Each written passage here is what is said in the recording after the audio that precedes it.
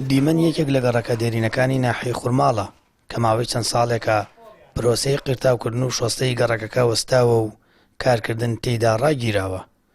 دانیشتوانی گەڕەکەکەش نیگەران و دەڵێن لە وەرزی زستان ژیانیان بەدەست قوڕ و چڵپاوەوە نامێنێت.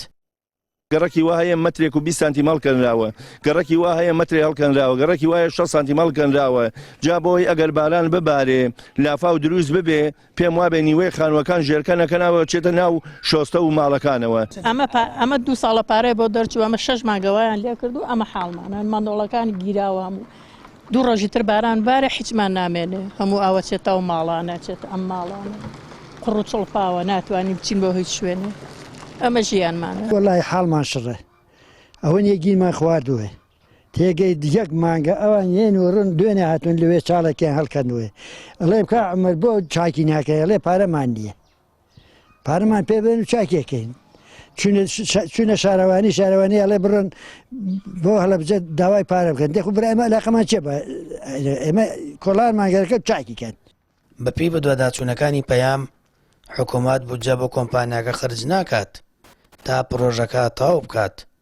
کۆمپانیاکەش کارەکانی ڕاگرتووە، بەنزیک بوونەوە لە وەرزی زستانیش کۆڵانەکان دەبن بە قوڕولیتە.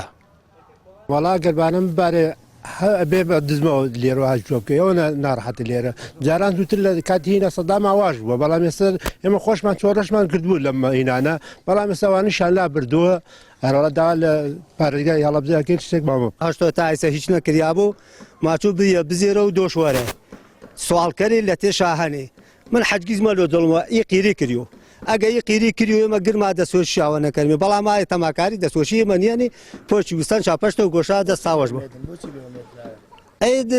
تۆ 30 ساڵ حکومڕانی نەتوانێ 4 کۆڵان قیرتاوکە ئیتر ئەبێ ئومێد بەچی بێ.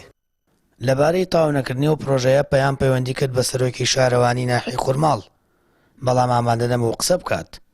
دانیشتوانی گەڕەکەکەش چەندین جار لایەنە پەیوەنددارەکانیان ئاگادار کردوێتەوە، بەڵام تا ئێستا کەس بەدەم داواکاریەکانیانەوە نەڕۆشتووە.